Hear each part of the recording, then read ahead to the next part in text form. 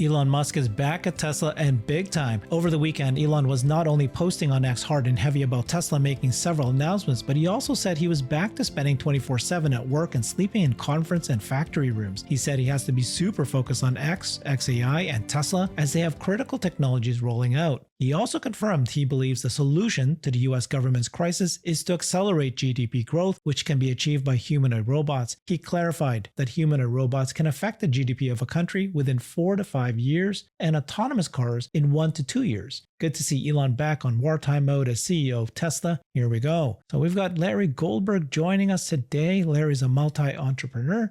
Appreciate you, Larry. Great to be here, Herbert. This is a fun one. We've just, Elon truly is back on wartime mode. Yeah. He was on a flurry of posts. He's focusing heavily on obviously the big changes that are happening. Let's listen to, I think I have here 6 or more posts by Elon of talking about Tesla and other companies. So here we've got X. X was having outages this morning. It could be related to the data center fire that broke out at the X leased data center in Oregon. So there was a fire that happened. They dealt with it. But Elon, this was the published article about it. Outages spike on Elon Musk X after fire at Oregon data center. Elon replied to that. He said, back to spending 24/7 at work and sleeping in conference rooms, server rooms, factory rooms.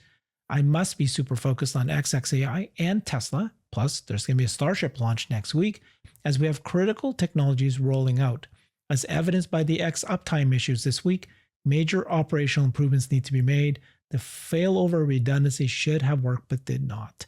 But look at that big sentence at the top, Larry. I'm back to spending 24/7 at work, sleeping at the factory, server, and conference rooms. Yeah, this is not the time I would love to be working at Tesla or XAI. Yeah. I mean, he's in wartime mode. There's no doubt about it. And we're going to see some very, very big evolutions now. I mean, there's no doubt about it. So, I don't want to comment on the XAI situation, except, we know that the move to Oregon was, pretty dramatic. And now, not the move, the consolidation in Oregon was pretty dramatic. And now maybe they are unhappy they closed the Texas, was it Texas? The server farm in Texas. Yeah, anyway. Oh, I don't know where the server farm was. Yeah, they closed the server farm in Texas and moved all those servers to Oregon to reduce costs. Maybe they're not that happy anymore. But anyway, it is what it is. So the change in pace at Tesla is going to be quite dramatic because Elon sees now very clearly that he's not going to, he didn't get Congress to make the changes, to perpetuate the changes that he's causing in Doge and to make them perpetuate, and to perpetuate them. And so I think he feels that, he has to go back and actually affect the change by driving up, the actual GDP of the country to overcome this deficit problem.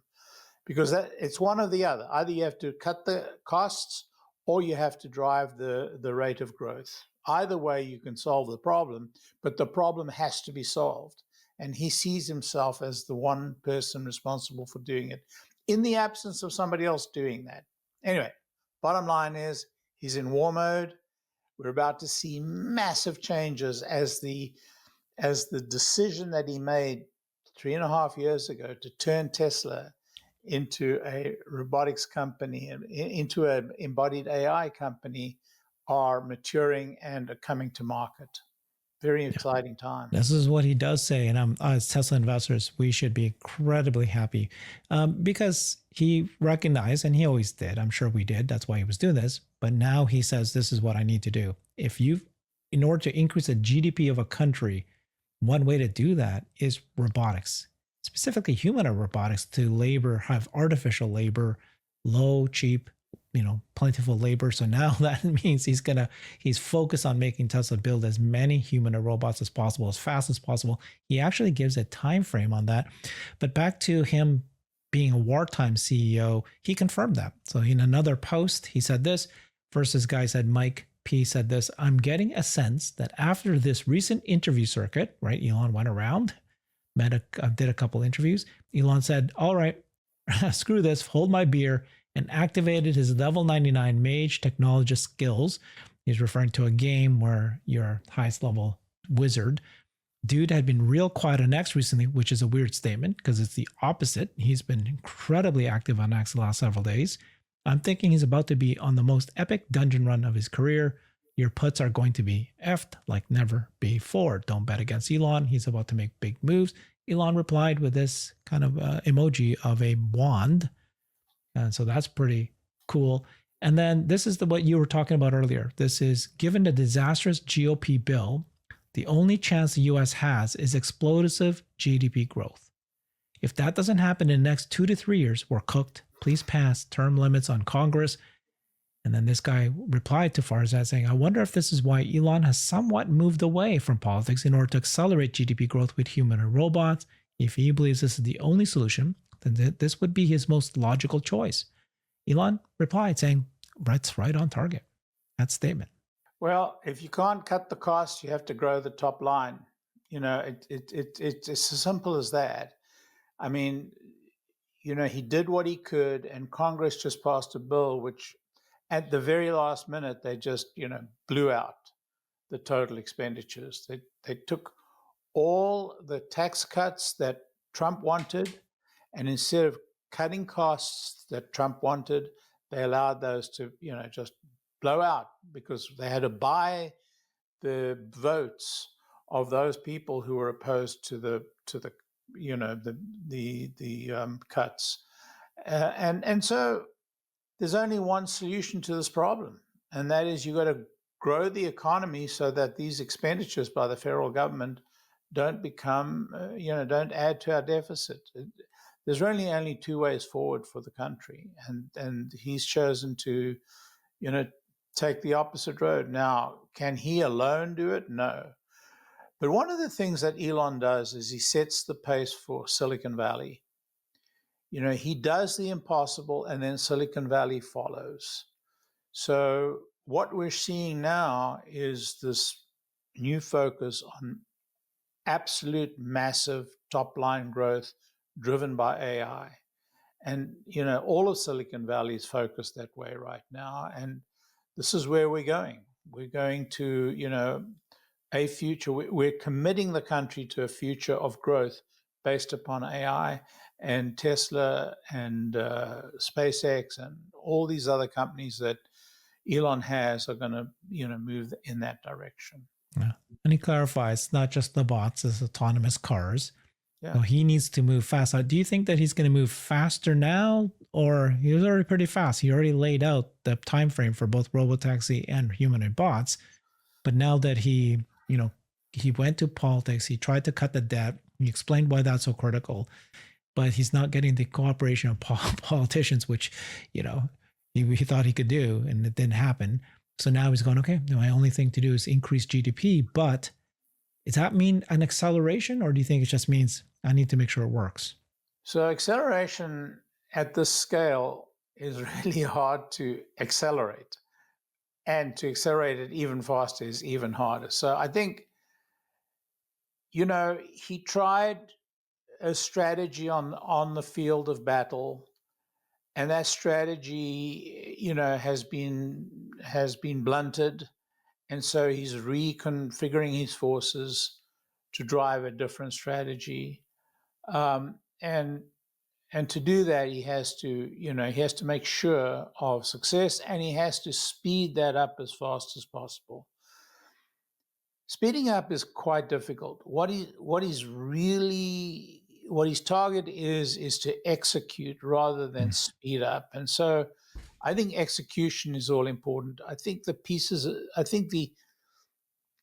battle plan is already, been laid out. It's kind of like, the Model 3. The Model 3 was all ready to go. All the plans have been made, and it just had to execute. And his presence there, first of all, detected that execution wasn't going well, and then solved the problem and drove home the troops And that driving of the troops to that end goal, even when, there are impediments, is what he is best at. And sometimes worst at. I mean, sometimes he'll blow everything up and then, take it in a different direction. So I think that this improves the chances of them hitting their dates rather than changing plans or expanding operations or driving any faster. Yeah. My nuance thinking about this is that actually he may slow things down at the beginning to become more first principles, to be more thoughtful, so that it can accelerate even faster. That's possible. That's possible. Yeah. I mean, the Model 3 story is, it's classic. It's famous. They went ahead with the Model 3. They decided to automate everything. And then he realized in the middle of that catastrophe that was the underlying problem. Yeah. And so, could he have gone faster if he had a different strategy? Of course. But what did he do? He flew an entire new factory over and put it in a tent. So that's what I mean. I mean, nothing's going to go well by definition. But if he's there, he can fix it. But he's there, and he, is going to drive them. And he's also got incredible people who will also come up with solutions. But the fact that he's there to drive will, he may disrupt everything. I don't know. But one thing's for sure, he's in full battle mode. That's wonderful. All right, let's listen to what else he said. He says this: I've come to the perhaps obvious conclusion that accelerating GDP growth is essential. Doge has and will do great work to postpone the day of bankruptcy of America, but the profligacy of government means that only radical improvements in productivity can save our country. Look, every equation is subject to, every fraction is a subject to a denominator and a numerator.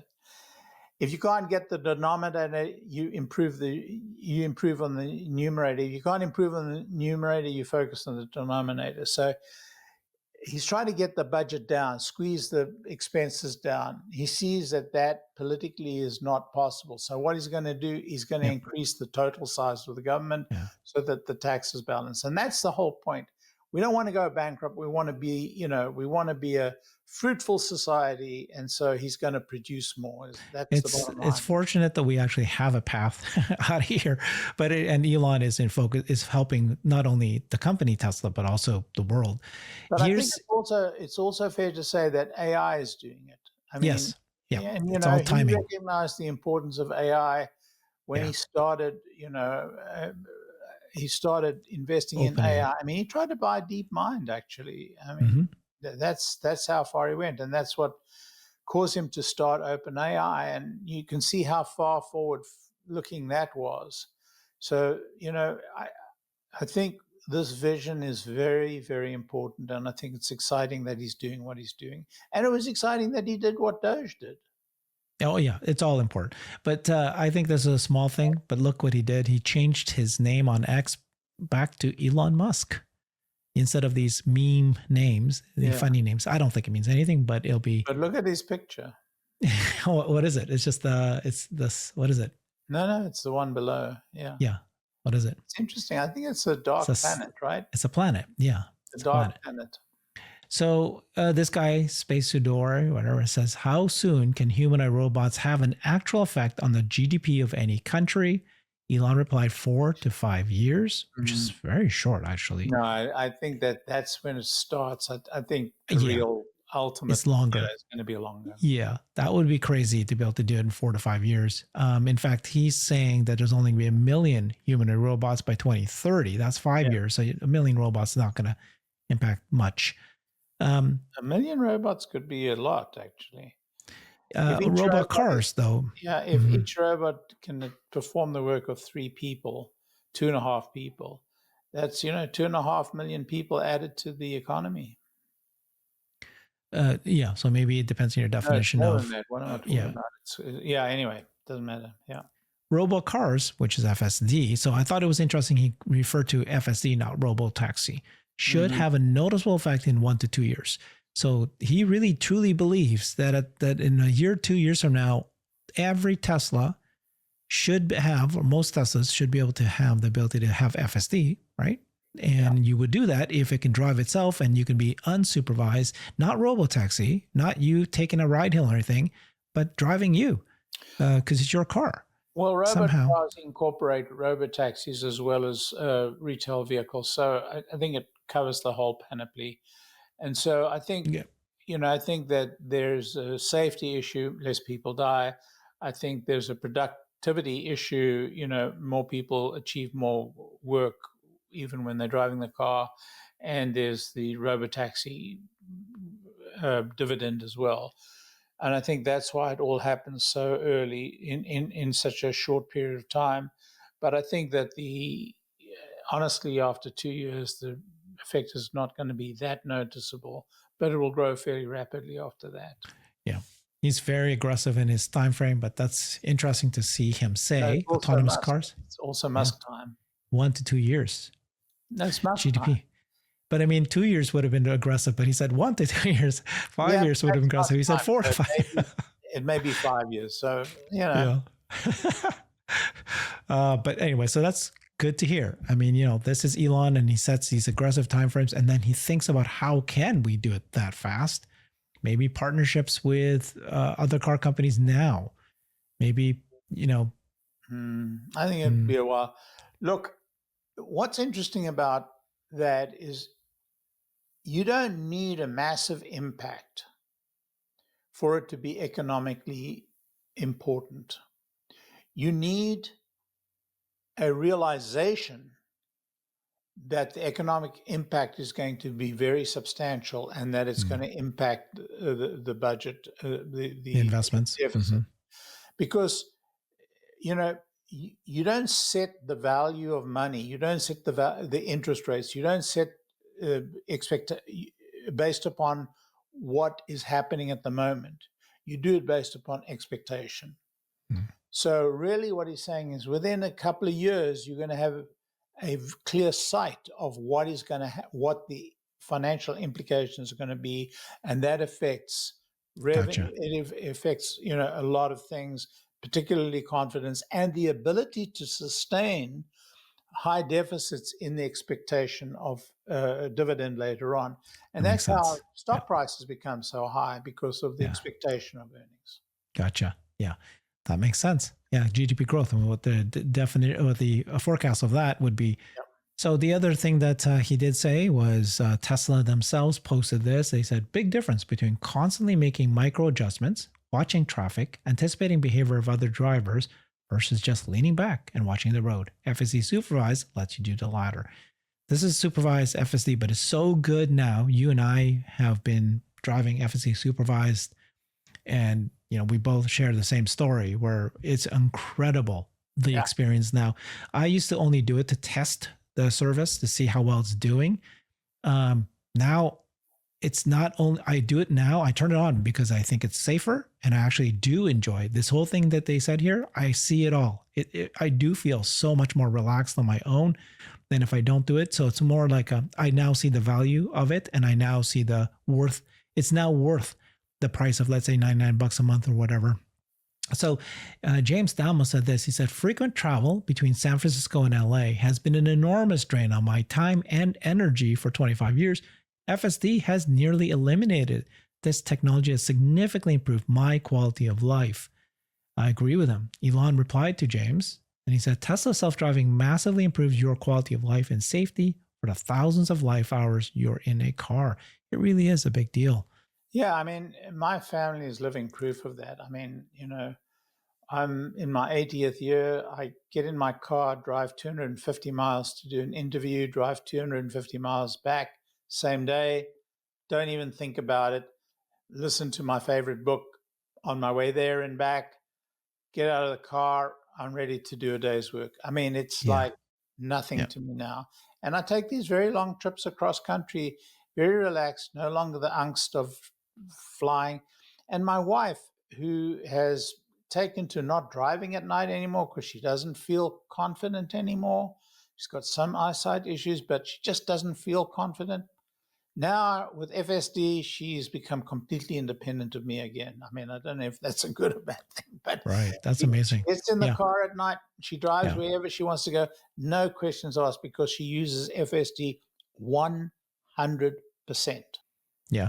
This estimation of impact to GDP, you look at what Elon said, right? Thousands of life hours you're in a car. So some estimates I've read is that, people are in their cars basically a third of your life, right? You sleep, you work, and you're in the car for the other close to a third, whatever. It's a lot. And so if you can be a little bit more productive during that time, that's helpful. And then the autonomous, like the cost of labor, if you can get rid of the driver, the cost of that labor is so high that impacts the cost of your products that you buy. So every state that has a factories and then they approve robo trucking versus the other state who does not, those factories in that state will have significant economic advantage. State by state. It's going to be national. The law is going to be. Yeah, but my point being that if it's that big of a deal that if you're a state that says I'm not going to approve robo trucking, the factories will move or whatever. But if that was the case, if you think about GDP, I mean, you have to think about the trade-offs of what's going to happen. I mean, think about not having to own a car. I mean, one of the biggest expenses most households have is their cars. If you just halve the number of cars that the household owns, you can take those monthly payments and buy more things, different things. Huge reduction in costs. And if you think of no cars, and if the cost drops down to below $1 a mile, right now, an Uber, they say, is $4 a mile. It's a lot more. I haven't been able to get to $4 for a while now. And the service is terrible. I mean, people can tell you all they like about Uber, but the quality of the service has declined. The quality of the vehicles being driven and the quality of the drivers have declined quite measurably. It's now a miserable experience.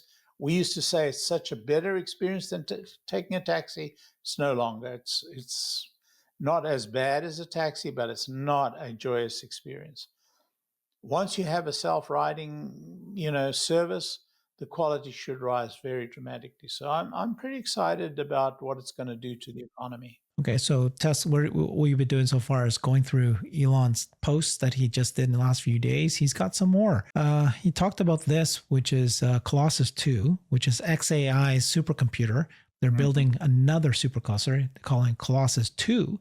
It's going to be the first gigawatt AI training supercluster, because he was replying to this post by Tesla owner Silicon Valley that xAI just received 168 Tesla megapacks to power Colossus 2, their second AI data center.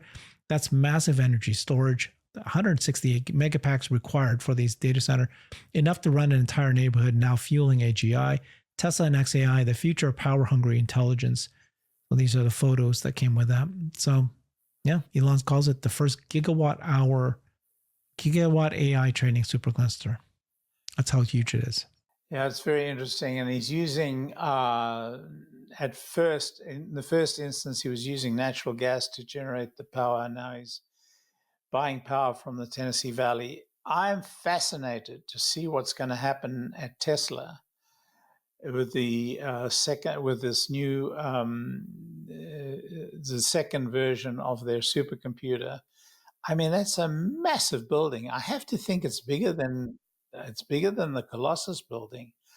So, you're talking about Tesla has a first Cortex, which is in Giga Texas, but then there's a second building that they're building, and it's moving up fast. And you're thinking that Cortex 2, this is Tesla's own supercomputers, could be bigger than xAI's Colossus.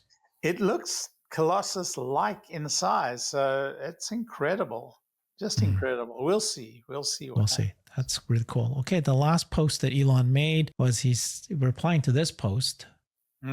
Solar power reached 10% of global power generation in April for the first month on record. So we're now at 10%, and clearly it's on its way to skyrocket past that. Elon said, solar power is very obviously the future if you can do elementary math. Compared to the sun, all other energy combined is like caveman burning some twigs. So that's another hint. I think you that and I have debated the possibility of Tesla going into any energy production. And here's the road forward, and so it'll be interesting. It'll be very interesting. He owns a lot of land in Texas, and he owns more land around, the gigafactory. So we'll see. But it looks to me like, well, of course, he really depends upon right now energy being delivered to Giga Texas. But we'll see. Be very, very fascinated to see Tesla get into the energy production business. Larry, so we just read through just a number, like, I don't know, I can't remember now, 6, 7 of these posts that he just been furiously talking about, almost all of them about Tesla or XAI or X, but mostly about Tesla. Yeah. GDP. It's like for me, when I hear that, it's no like you have to have a mission. You have to have something that drives you, and saying, hey, I want to make Tesla, Tesla investors rich. I want to be rich. That's one mission. No, I want to have human robots and autonomous robots. Great. But when you attach that to be rich was a mission. Right. Not for him, but for us. Okay. But for him to say now that this is not just about human or robots, which is going to be great for humanity or autonomous riding. This is now the survival of the country and or countries of other countries. This is not, you've got that even bigger mission that's going to drive him to work fast, hard, sleep at the factories. Do you think, or is it was already big enough back then, but this is, it just feels like it's a new imperative that he feels he needs to act faster. Elon Musk needs a mission. Yes, right. And ultimately his mission is mankind on Mars.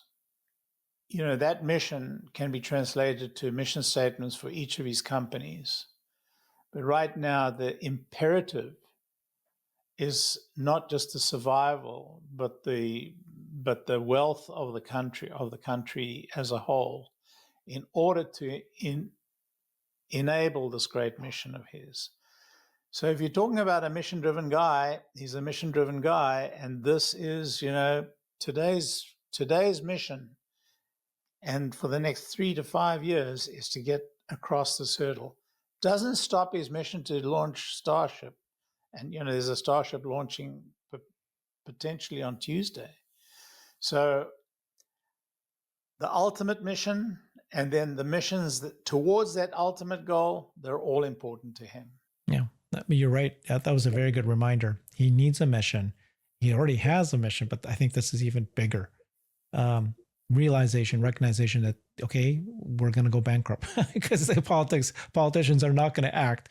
They don't act. It's frustrating, but I'm going to go ahead and I guess I have to make sure that human and robots power America.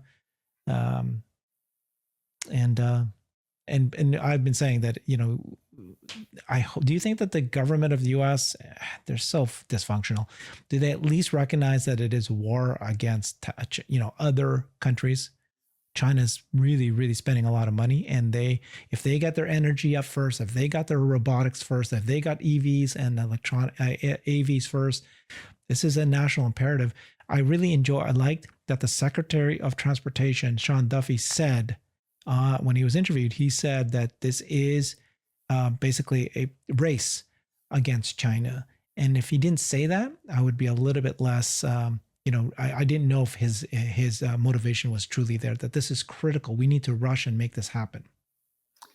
Yeah, there's a lot to unpack in what you said, but I couldn't agree with you more. I think that when you say the government, you must realize there are 3 branches of government.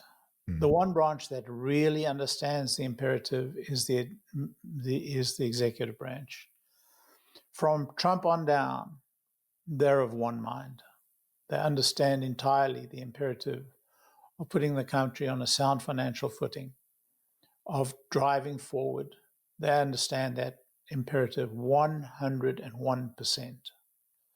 Far less so the courts, and even far less so the Congress. So you've only got one branch of a 3-branch government that really understands what we face. And so one of the reasons that Elon is doing what he's doing is he realizes he can only really impact, the one of the branches. Sure. One of them. So he can only impact the denominator. So, and he's done as far as the numerator is concerned. Okay, exciting times for Tesla. It's good to see him back. Perfect timing, right? Because we're about to launch Robotaxi. We're about to have the production lines for humanoid robots. I think he said that we're still months away from getting to a production line of 1,000 robots per month. But for him to focus on it, sleeping on the factory lines, that is good news for us. That would be, less risk, more chance for success. Oh, by the way, I switched the denominator and numerator. It's the numerator he wants to impact. Yeah. Sorry. No problem. Thank you, Larry. Appreciate you very much. That was a great conversation. Good to see Elon making all those posts. Thank you, everybody. Bye all. I've created a website that is the most comprehensive resource for the Tesla investor. Please check it out. Simply go to my website at herbertong.com.